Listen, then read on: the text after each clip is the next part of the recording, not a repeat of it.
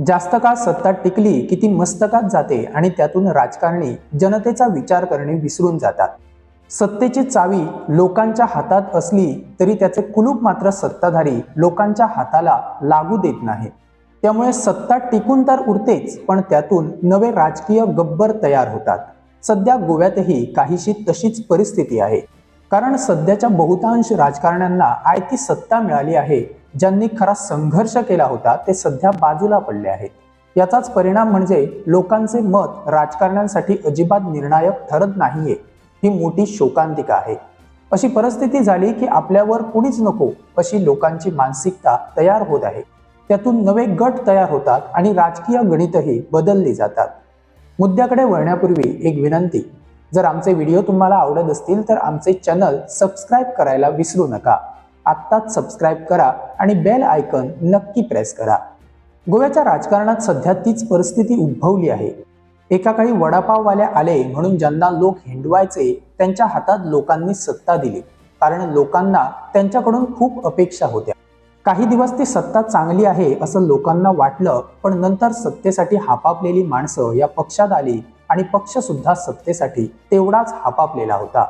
सगळी तत्वे बाजूला सारून पक्षाने कुणासाठी ही दारे उघडी केली. तीच लोक आता घराचे कुलूप घेऊन त्यांच्याच डोक्यावर बसली आहेत. त्यांना आता ना उतरवणे शक्य आहे ना घराबाहेर काढणे. शिपाई सेनापती झाले खरे, पण त्यांना खुर्चीची जबाबदारी अजून स्वीकारता आली नाही की काय असा प्रश्न पडतोय.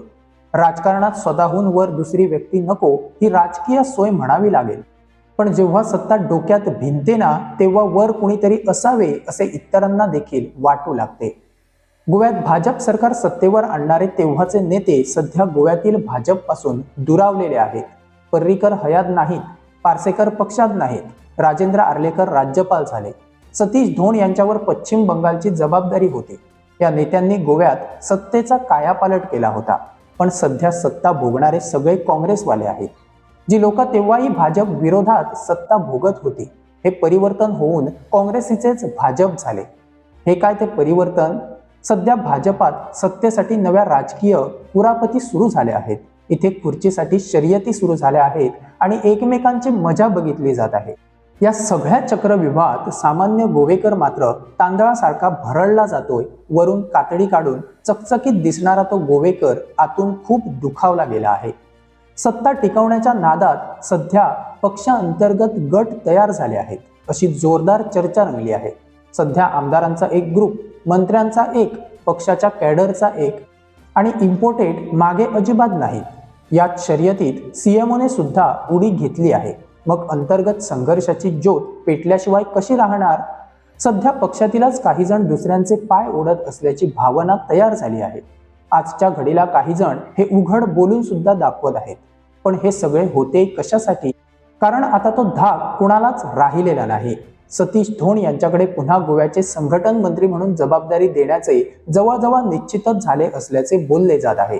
पण गोव्यातील बड्या नेत्यांना त्यांची ॲलर्जी आहे, त्यामुळे ते नकोसे झाले आहे.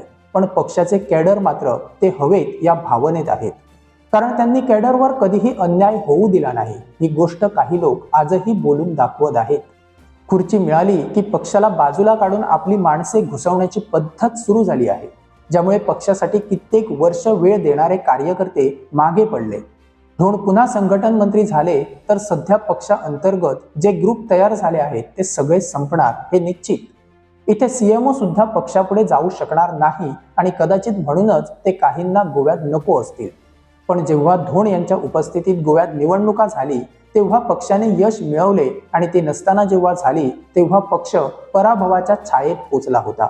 गोव्यात भाजपला विरोधक नाहीत, पण अंतर्गत राजकारण आणि हे गट जर राहिले तर पक्षाला फटका बसणार हे नक्कीच आहे आणि यातून लोकांचे देखील काही भले होणार नाही, हे तेवढेच खरे.